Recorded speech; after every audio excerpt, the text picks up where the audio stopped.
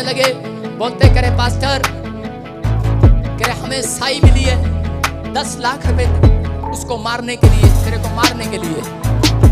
उसने कहा अच्छा, कहता अगर तू हमें 20 लाख दे दे तो हम तेरे को छोड़ देंगे।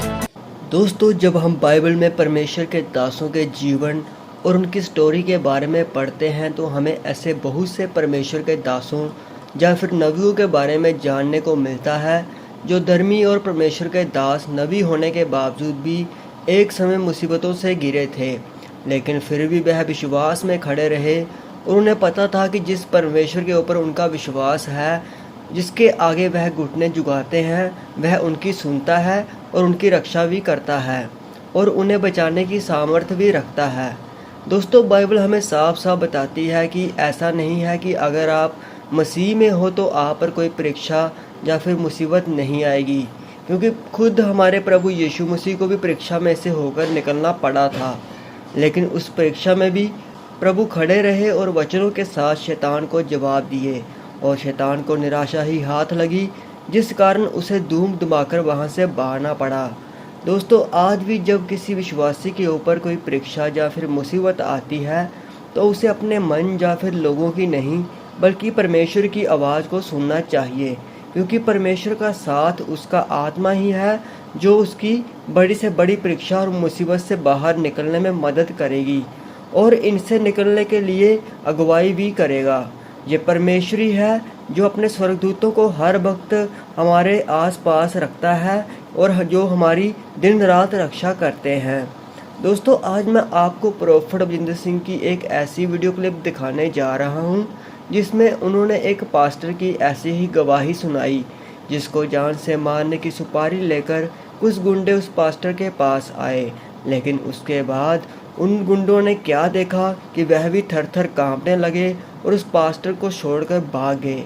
तो आइए हम जानते हैं इस वीडियो क्लिप में।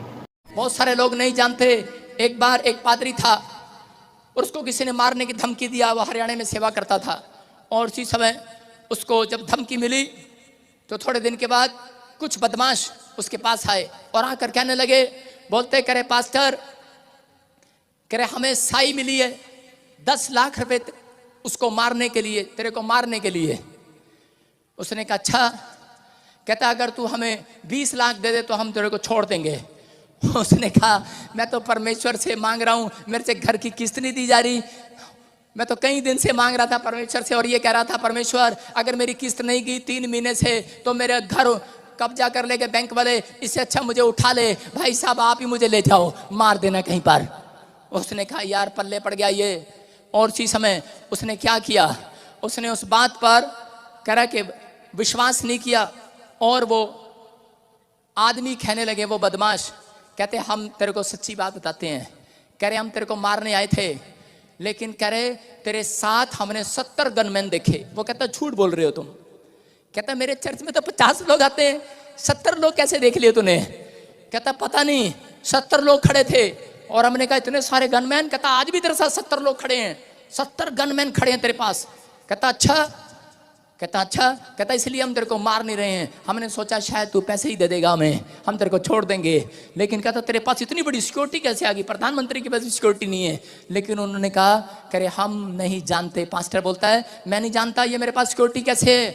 लेकिन वो जब चले गए वापिस तो उसके थोड़े दिन के बाद वो फौरन में जाकर गवाही दे रहा था और बोल रहा था, कह रहा कि ऐसे ऐसे मेरे साथ कुछ ऐसे घटना हुई कि मुझे लोगों ने कहा, एक बदमाश ने कहा, कहता कि मेरे पास 70 लोग खड़े थे, 70 गनमैन खड़े थे तेरी सुरक्षा के लिए, ये कहाँ से मिले? कहता परमेश्वर ने दिए। तो उसी समय एक लड़का खड़ा होकर बोला, कहता कि उसी डेट को परमेश्वर ने मुझे प्रार्थना करने के लिए ड्रीम में बोला था आपके लिए।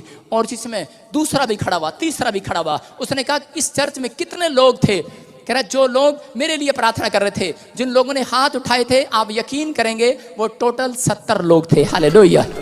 तो दोस्तों, आपको ये वीडियो कैसी लगी आप हमें कमेंट सेक्शन में ज़रूर बताएं। परमेश्वर आप सभी को आशीष दे।